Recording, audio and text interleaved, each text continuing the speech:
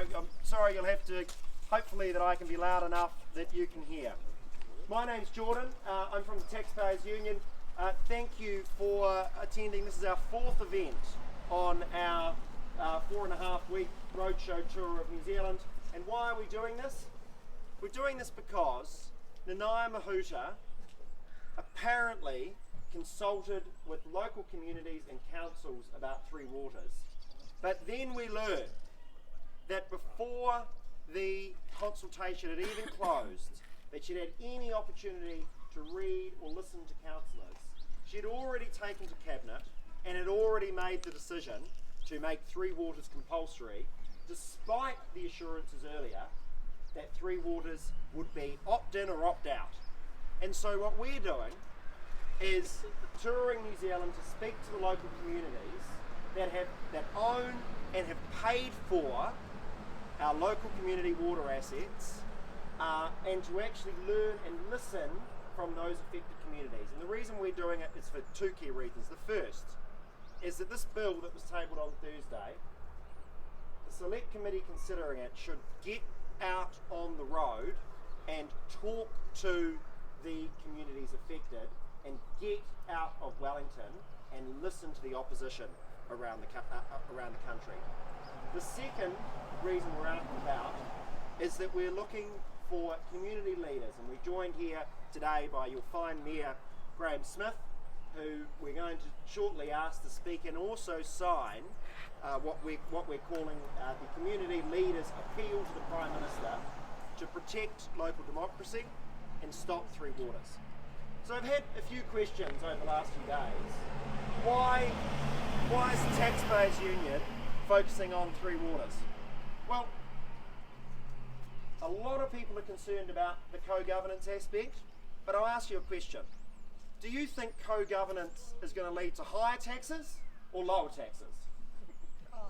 Exactly. And fundamentally, the idea that Three Waters will be more efficient is simply bananas. You know, in Nanaia Mahuta's world, you can create 9,000 jobs as well as save money.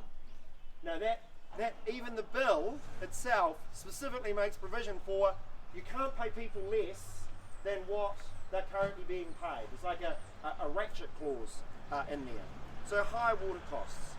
The second is unnecessary bureaucracy.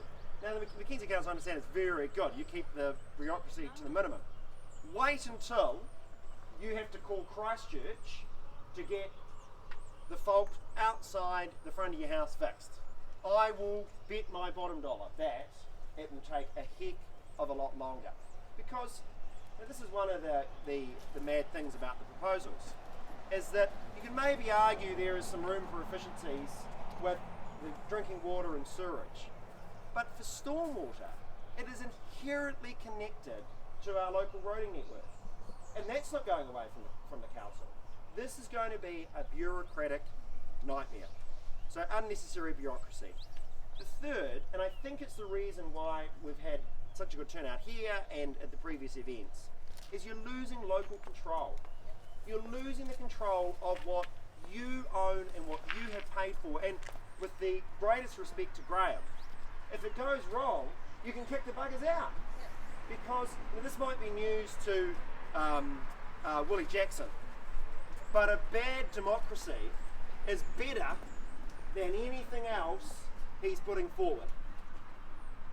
We asked New Zealanders in the recent, it's fine polling actually, the Taxpayer Union Courier polling, very good. We asked New Zealanders last month whether water services should be directly accountable, those who manage water services should be directly accountable to voters.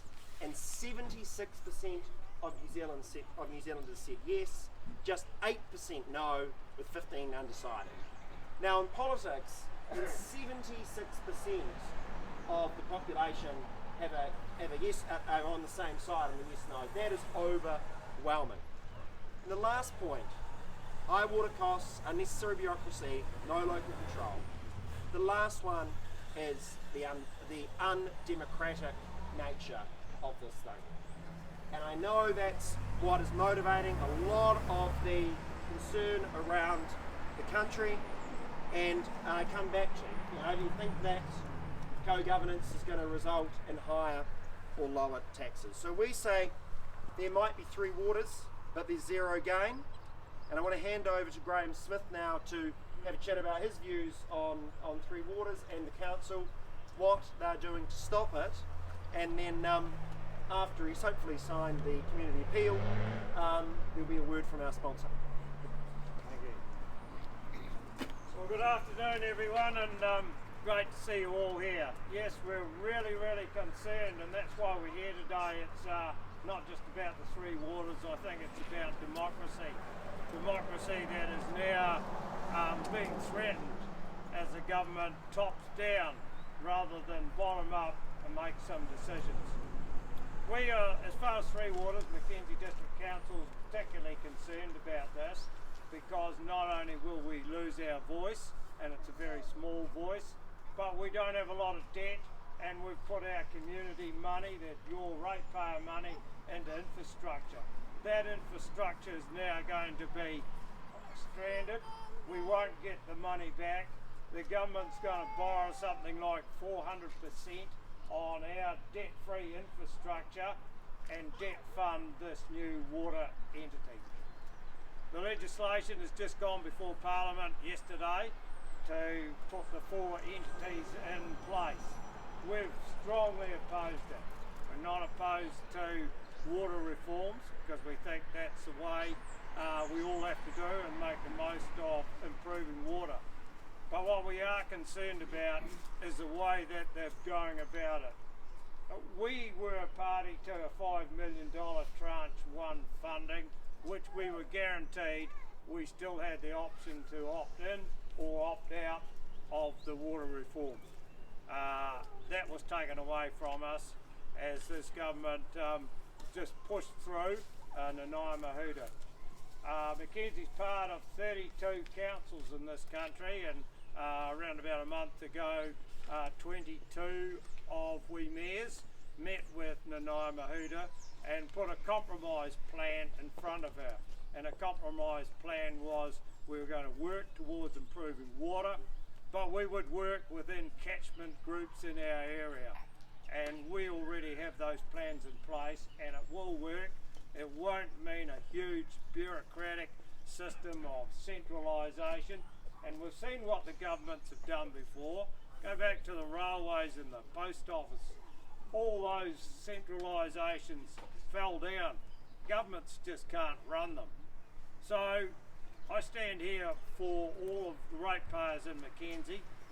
We will fight as long as we can. We're already making submissions to the subcommittee, which has now put the legislation before Parliament, and we're very adamant that we don't want to see this go ahead in the present form of one big entity. So again, thanks for turning up. It's great to see my ratepayers here supporting this. As a Mackenzie Council, we're very small. Don't have a big say, but we have got a very good water system throughout. And just on the other thing, as the rural waters, particularly concerned about this. There has been some talking from the working group on the rural party that some of the small schemes may be left out of it. It's not going to be put into place until 2024, and we just don't know how it's going to work.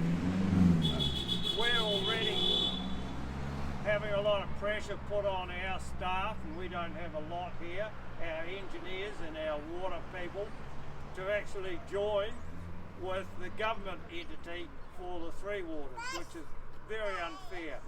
And they've come to us and offering our staff considerable increases in salary to buy them and put them in their team already, which is completely wrong. So thank you for making this protest. I hope it can be heard. It's not often we're probably, to be fair, on the same side as the Taxpayers Union. You guys are usually going at us about the fact that we're increasing our rates, but it's great to work with you on the Three Waters. So thank you very much, and thanks everyone for coming. Thanks, Graham.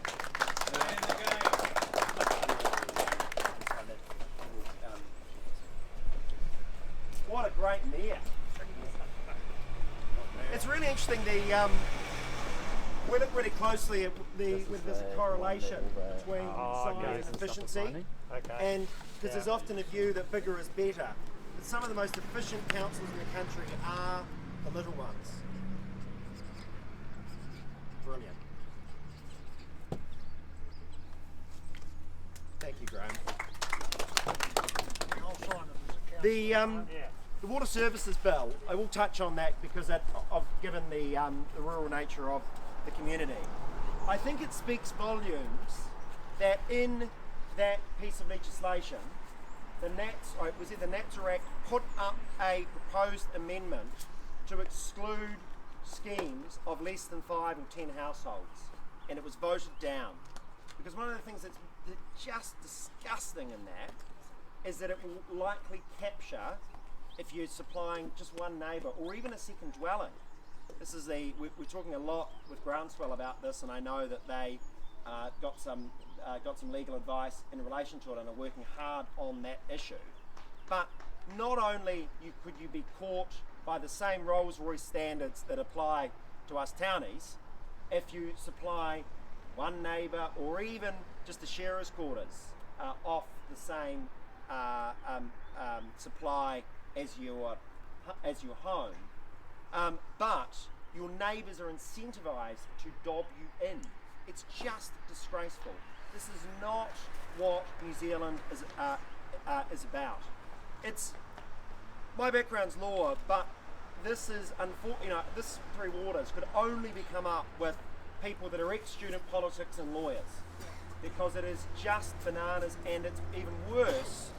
With greatest respect to my engineering friends, it's full of people that worry about risk, and the real problem is we're forcing Rolls-Royce gold plating on often very small communities that don't need it and don't want it. We're only a couple of hundred people off 100,000 New Zealanders signing the petition to stop Three Waters, and I'm hoping that you might tell some friends to get us over 100,000 in the next 24 hours. The other good piece of news in the last few days is the National Party have sort of stiffened up a bit. You may have noticed that a few months ago it was, we're going to get rid of Three Waters. What if it's already gone through? Well, we'll see. They committed yesterday to get rid of Three Waters in the first 100 days. Now that's very significant because it means that that they're going to have to go in with a bill and have it ready. The email that went out to the National Party members, though, did not mention co-governance at all.